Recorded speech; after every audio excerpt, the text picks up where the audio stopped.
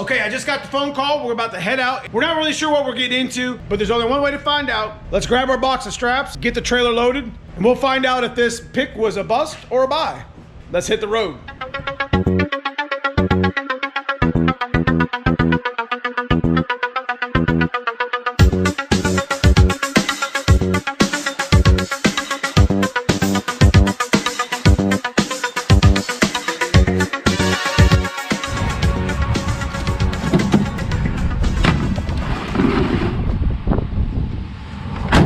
So you don't see a whole lot of cars that get sold at this price, because you never know what you're buying on Marketplace sight unseen. But we're gonna go give this a shot. Foxbody coupes are getting hard to find. It's worth the time to at least go look at it, but I'm not going anywhere without loading my trailer. I've made that mistake too many times. All right. Okay, so we are headed to Erie, PA, which is only about 45 minutes here from us. And we're picking up what I think is an 88, 89. I'm not really sure until I get there, but it doesn't have an engine at all. It looked like it was somebody's project car or somebody was parting it out. And it's not uncommon this day and age that Fox bodies are missing their engines for whatever reason. I mean, there's more to them than just taking the engine out, but it is a popular engine in a lot of resto mods, like Factory 5, and over the years I've learned that, you know, the Foxbody Mustang is a highly sought after engine, at least for a 302. But nonetheless, we're gonna go pick it up anyways, as we don't really know what all parts are in it or what it all entails. From the pictures I seen, it didn't look very nice to begin with, and I know that Jeff, who's a stick shift friend of ours here on the channel, wasn't real happy when he picked it up either. So I'll report to you guys once I get close here in a few seconds on the video, and hopefully we make it there with any issues. See you soon.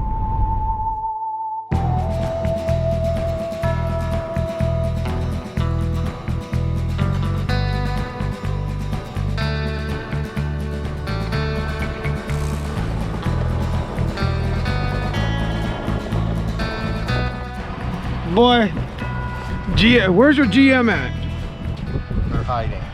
They are hiding from what? From the fourth guy. So what do we got here, Jeff? Oh. So tell me your story. What actually happened? Well, I bought it sight unseen. And this is kind of one of them. it's all good. See? Perfect, I told you. Well, we were going down by Hershey, mid-PA, to buy a transmission, a G-force transmission for the Firebird. I mean, isn't Hershey's on the other side of the state? It was 5.5 hours. And then we got that, and then we drove 5 hours up to get this. New York? This was central New York. That's kind of far. Yeah, and then it was a little over 4 hours to get from there to home. So what got you not wanting it anymore? I mean, I can kind of tell already, but... Well, it's not really what I was expecting. I thought I could put an engine in it and get a little Firebird money. Yes. Now, you're probably still getting some fire. What'd you pay for it? Honestly. I honestly have 1,500 in it. A little over because of the fuel. 1,560. With the fuel. Well, and I rented a trailer. So what was the guy asking? Like 1,000? 15. But you got 1,000? I got it for $1,000. That's a steal. That's still a steal. But going that far though, you got to think of time and money, and it sucks because Firebirds are just like this too, and Camaros. The cars are getting like old. Right. Like they're like, and you're not getting the deals you did 10 years ago, 20 years ago, because they're just aging. Yeah. Like us. I woke up with a bad bearing this morning. Yeah. It's not good. That's your man pedal leg. I know, man, dude. I need this leg, bro. That one. I just all of a sudden started hurting when I got into this GM driveway. Oh boy. I'm just kidding. That's it. The dude couldn't be there to meet us, and we loaded it on the U-Haul. And the dude couldn't even be there to meet you? Oh, I wouldn't have been there either if I knew what I was selling. Yeah. Oh yeah. Ouch. Yeah. This is just where they're at now, man. This was a parts car. Somebody pulled that motor out and put it in like a resto mod. That's not uncommon. Go. Dude, you hate Ford that much? You keep kicking the nut. Come Well, it's a Ford. They circled the problem and it keeps falling over. They circled the problem. That's not nice, man. I'm sorry. Now you can definitely tell this car hasn't been driven in a long time, Jeff. Look at this. There's no frame there. You can't even drive this car at all. Can they be fixed? Sure. This is the type of car that you see when we're at Lucky's that has a whole tubular front end, that has like everything missing. Right. That was what this car would be perfect for. Somebody, I'd literally give it to somebody, let them deal with it. So you're gonna show me your junk you call junk? Am I allowed to put that on film? Yeah. Well, 4 of them aren't here because they're still in storage. 4? You have 4 stick shift cars? No. I want to see what I'm racing here. This is you? That's the one. So this is a Gen 4 6-liter. Gen 4 6-liter. Just missing something over here that's gonna be... Are you putting one on there? I have to. I gotta be competitive. Stick shift shit with stick shift friends, Jeff. Right there. Oh, look at this bad motherfucker right here. It's just like my G-Force. Ah, yes. Well, I can't really do it without that. What'd you pay for that? $54.30. So you tubed this. In the process. Oh boy, you gonna be ready for May? If not, I'm gonna have to take the Nova and get my ass handed to me. Spray it. That's what everybody says. When the no prep shows up, I've never had as much traction. Okay. Well, I found a friggin' Paxton blower. Yeah. Turbo's cheaper. All you need to do is find a turbo and you can weld everything. But this looks like a bad little motherfucker right here. It's getting there. I got a guy coming in. He's gonna finish the cage. I got the halo and the A-pillar bars over there. Looks like a really nice little setup here, brother.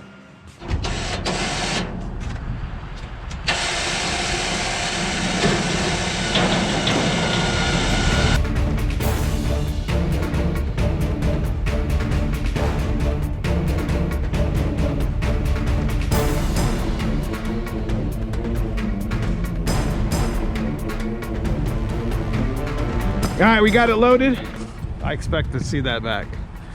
Oh, you will. When I pass you in a Firebird, I'll be like, go. Do I say that? Yeah. You better edit that. No, I'm not editing shit. Stick shift shit with stick shift friends. That's right. I don't care what you drive. When we get home, we'll go through it. Spend about a couple hours here with Jeff, just kind of shooting the shit, and that's just the way it is. You know, sometimes you go to a track. All right, guys, I'll see you back in the shop. Okay, folks, got it home nice and safe. We're gonna go through the car. It's pretty cold and snowy yesterday, but just like Ohio, it's nice and warm today. So I figured I'd finish the video here at the shop. Won't take too long. We'll go through some of the stuff in the car. And now what you have here is a 1987 Ford Mustang Coupe. This is an original 5.0 Coupe. It's the E code on the VIN code. But there's a lot of issues going on. This is pretty much where these Mustangs are sitting at now. And it's the same with Camaros and Firebirds. Considering this car is 37 years old, finding stuff like this is, you know, not really uncommon. You can see how rough the trunk is. We'll check out real quick inside. Got some spare parts from the engine. Looks like I said, somebody had probably taken the engine as a resto mod and just left everything else here. Got a power steering, smog, you know, some stock parts. Looks like somebody monkeyed with the wiring. That's not good. That doesn't inspire confidence. I mean, you can see through the floor in the back, and it's like that on the other side. Look how bad the rustly this whole back. This is an area of serious concern. This is where we're at, man. 37, 40 years later. Cars that sit for long periods of time. If it sits in the back, they'll get through the project eventually. Man, they're gonna rot just as much as they would if you were driving them. If you see under here, yeah, look at this frame rail. Like, what frame rail? It's all broken right there. It's all nasty. Look how bad that axle is. Like, that axle's junk, if you really look at it. Super scaly all the way up through the torque boxes. This area doesn't get looked at a lot, and this is really bad. Now, I know living in Ohio, you know, you're gonna see cars like this. This car, like he said, was from New York. You know, it's pretty evident that somebody had been messing with it. They put a hatch lower seat and hatch bucket seats mixed with the velour cloth upper for the coupe. You know, it's an A9L conversion car, since it's an 87. Not a bad interior. Doors are shot. Look how bad the doors are. Wow. This would make for a really good parts car. Yep, somebody had swapped the clusters over because 140 does not come in an 87 whatsoever. Now, even if it was a parts car, you could cut this roof off and put this on a convertible. Convertibles were coupes from the factory. You could literally chop it here, just like we talked about creating a coupe here on the channel. You know, you cut it back here, give yourself plenty of enough sheet metal, and you could put this top down on a convertible. My buddy Casey Lee did that with an 86. So moving underneath, oh yeah, terrible, terrible, but it's missing. It's a lot of it's. To be fair, guys, I really wasn't expecting a whole lot for 1,500 bucks. Had some pretty cool stuff. Now, 87 didn't come with ponies, and those are nice pony wheels. Unfortunately, not in good shape. Probably means the pillar's all rotted over here. Let's take a peek under the hood. Hey, you don't see those very often, the pony. But yeah, just like I had thought, somebody mass air converted it. But you can see how bad the towers are. It's completely missing on the driver's side. Like, I wouldn't drive this car at all. Like, there's nothing there. Unfortunately, guys, this is just where we're at 30, 40 years later. You know, letting him sit, there's just areas of concern and rust. This information is particularly useful for those that are just getting into the genre, that want to buy and build a car. This car is unsafe to even drive with the way the strut towers are. Would it make for a good car for like a complete tube chassis? Yes, that's pretty much where this car's life's at, and it's going to sit here for a while until we decide on what we want to do with it. Most likely, that's what we'll be looking for, is somebody who knows and understands the work and effort it's going to take to make that car even drivable or safe again. If you guys enjoy this sort of content, so I love doing. I love going to junkyards. I love picking parts. I love picking, you know, I've learned a lot from cars like this. And I encourage you, if you got a project, get your shit off the jack stands. I always talk about that here on the channel. You know, get motivated, get to fixing it. Otherwise, they're going to end up rusty from sitting just like this one did. You know, leave me a comment below. Let me know what you guys think. If you haven't subscribed already, consider subscribing. Leave me a thumbs up. Check out that join button. Become a member of the channel. Get exclusive content to the channel. Let me go ahead and get this thing off the trailer. Thanks for watching. We'll see you soon in the next video.